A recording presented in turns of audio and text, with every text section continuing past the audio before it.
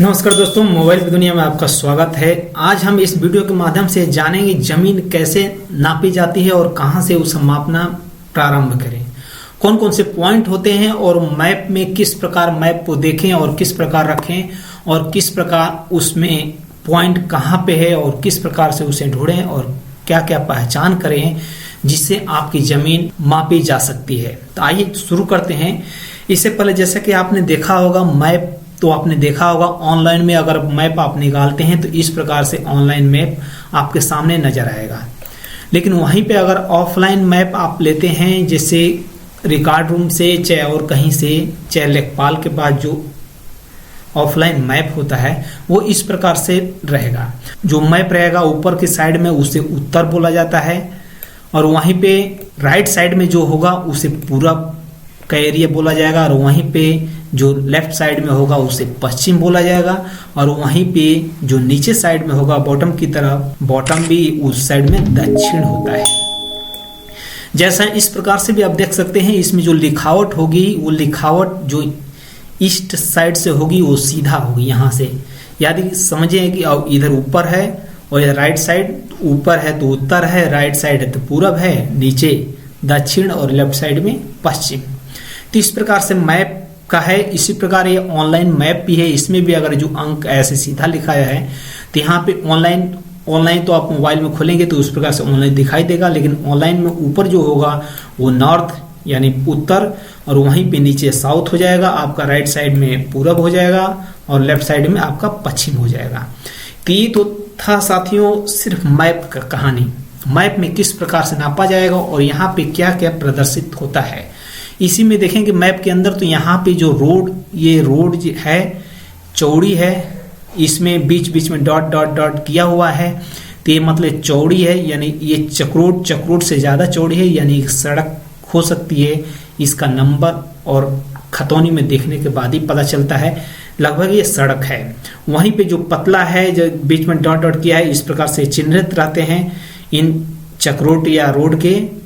तो इस प्रकार से इसे जान जाएं कि किस प्रकार ये सड़क कितनी चौड़ी है, खतौनी देखने के बाद ही पता चल पाएगा, क्योंकि खतौनी में इसका एरिया कितना दिया हुआ है और इस मैप के थ्रू इसको जान जाएंगे कि इसकी लंबाई कितनी है।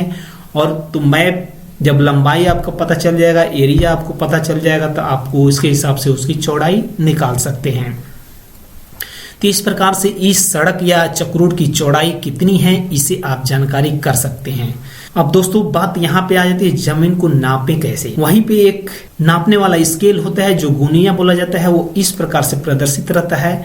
कहीं छोटा भी, इसी में छोटा भी रहता है और ये बड़ा स्केल टाइप का ये गुनिया है जिससे लेखपाल लोग अक्सर यूज करते हैं, क्योंकि छोटा वाला ज्यादा छोटा हो जाता है, उतनी लंबाई मैप के ऊपर पूरा कवर नहीं कर पाता, जिसकी वजह से उन्हें दिक्कत होती है।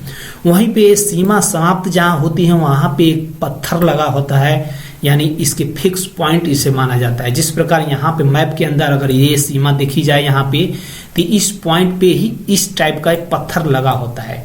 तो ये आप जाने कि यहाँ पे गांव की अंतिम सीमा है और यहीं से पैमाइश शुरू की जाती है।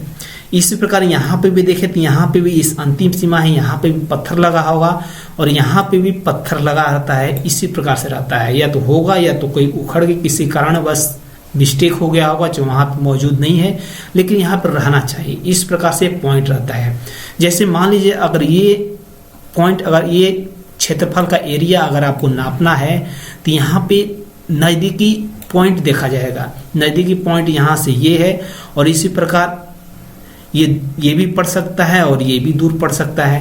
तो इस प्रकार से नदी के 3 पॉइंट लिए जाते हैं जो 3 पॉइंटों से लेकर मिलान की जाती है और इस प्रकार जो फाइनल उसे, इसी प्रकार कुछ जगहों पे 3 पॉइंट न मिलने की जगह पे कहीं बीच बीच में कुएं का ऐसे डॉट करके निशान लगा रहता है। जैसा मैं आपको बताया था कि बीच बीच में डॉट टाइप का कुएं का निशान रहता है, जैसे यहाँ पे ये निशान है। ये समझिए कि यहाँ पे ये जो निशान है बीच में राउंड बनाकर बीच में पॉइंट दिया है, यानी ये कुएं का निशान है, मतलब पॉइंट की जगह पे कुआं है और ये भी फिक्स पॉइंट होता है। इस प्रकार अगर पुराना नक्शा अगर आप देखते हैं, ये तो इस समय का बंदोबस्ती हो गया जो 1980 के करीब ये बनाया जाता है।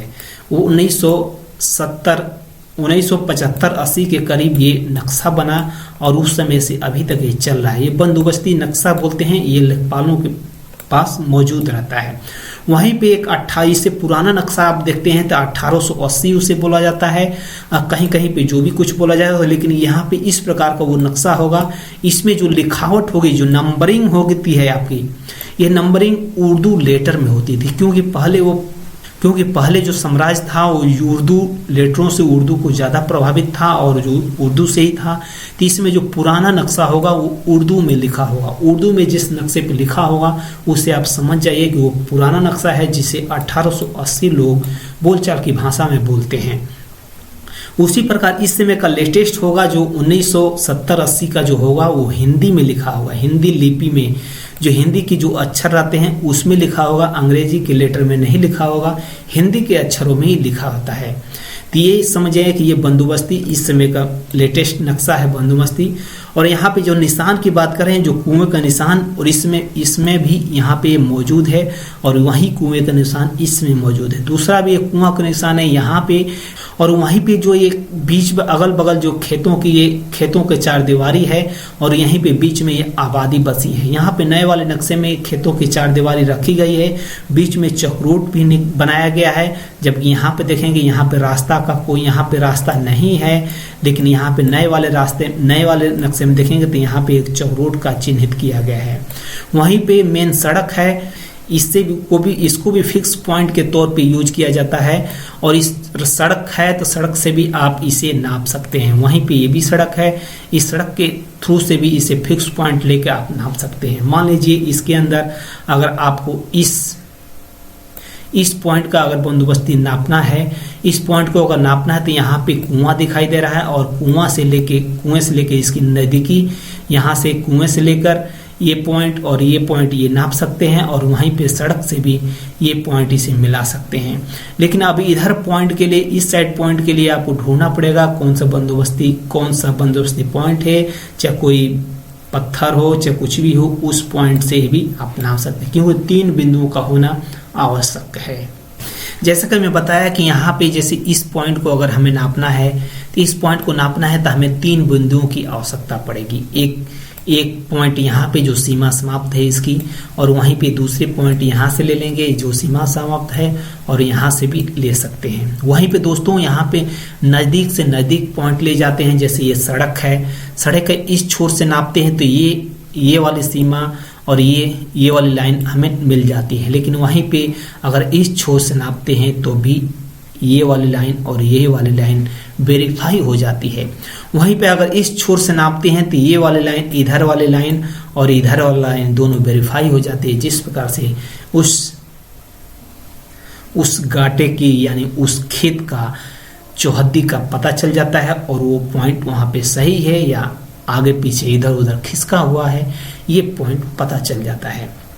और वहीं पे गुणिये के थ्रू अगर नापते हैं तो आपको ये बता दें गुणिये को किस प्रकार यूज करना है।